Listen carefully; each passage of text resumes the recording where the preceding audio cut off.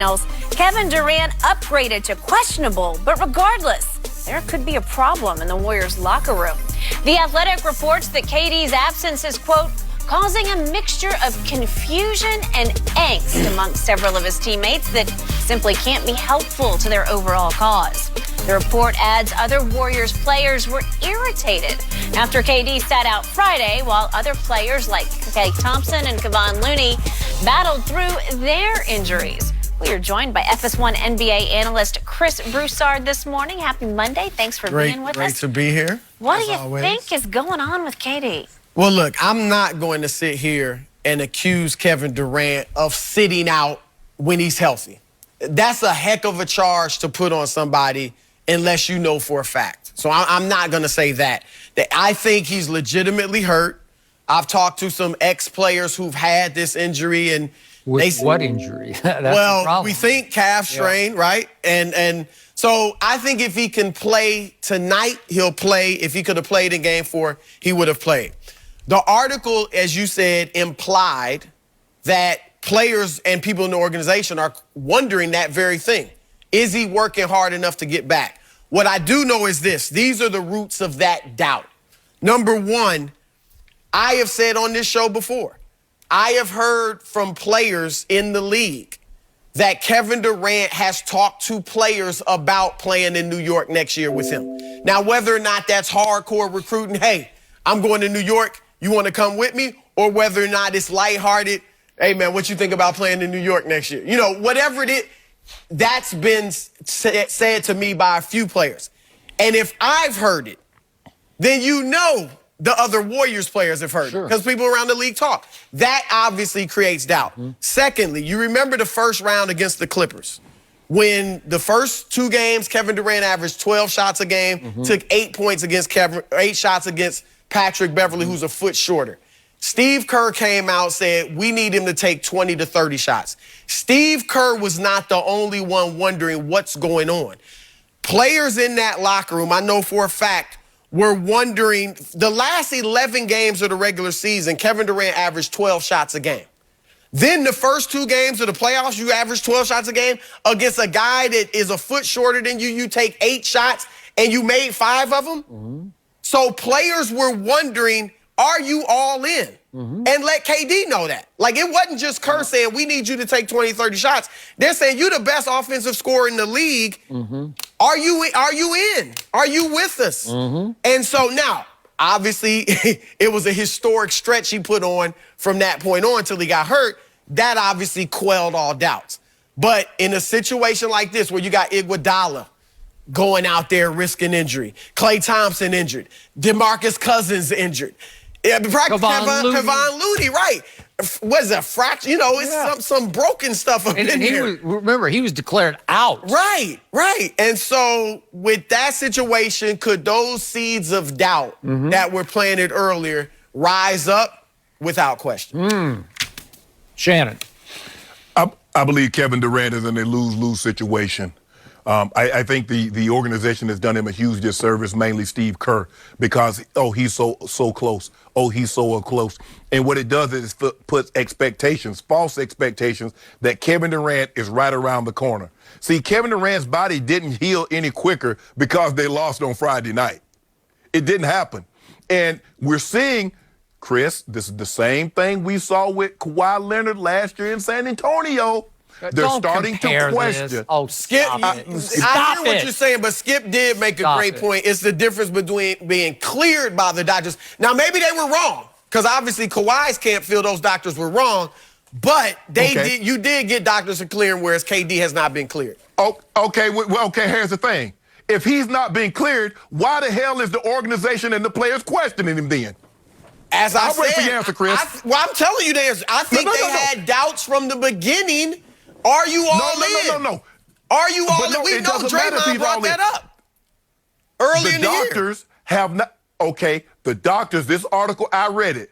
That it says we're not saying because the trainer has not cleared him. If the head trainer has not cleared Kevin Durant to return to the court, why the hell is the organization and the players questioning him? I just need to know that. I just said there are seeds of doubt that they wonder, why aren't you shooting more? are you all in?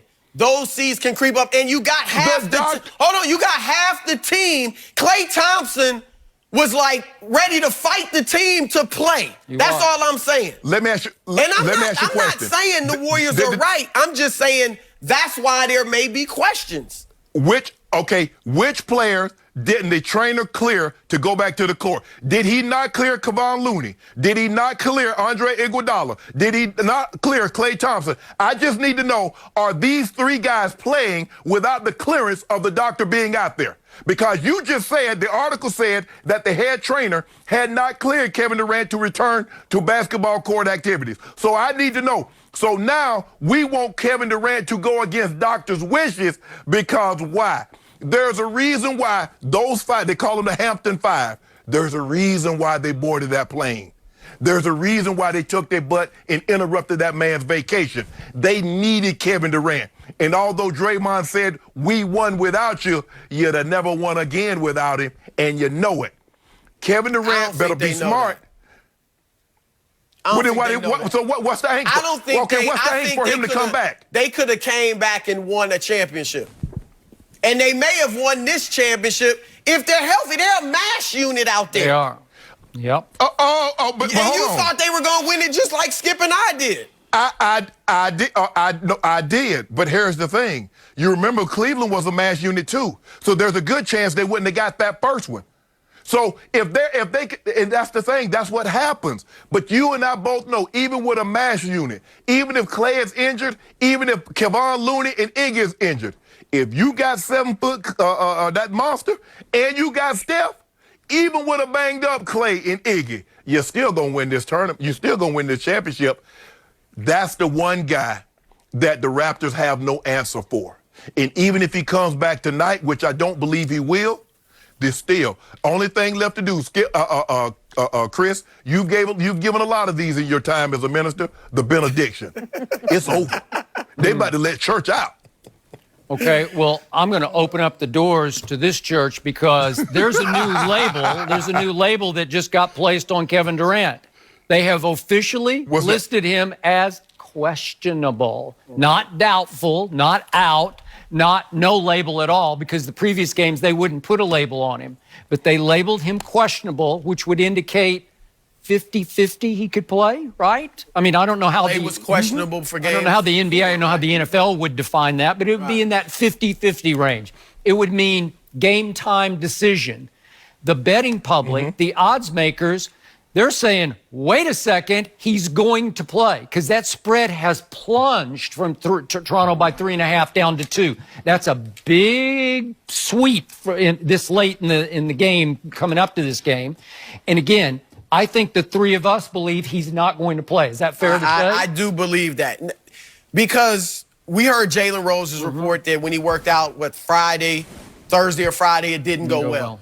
The reports yesterday were that he came out after the media left, which is understandable. They had a short practice, and he was the first one to the bus. Okay. So how much did he go back at night and work out? I don't know.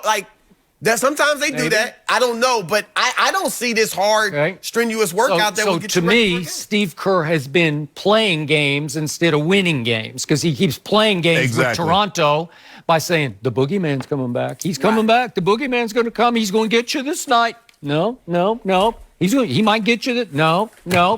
And to me, and Shannon and I keep surmising because we see ice packs all the way down to his ankle, meaning it's across his Achilles tendon.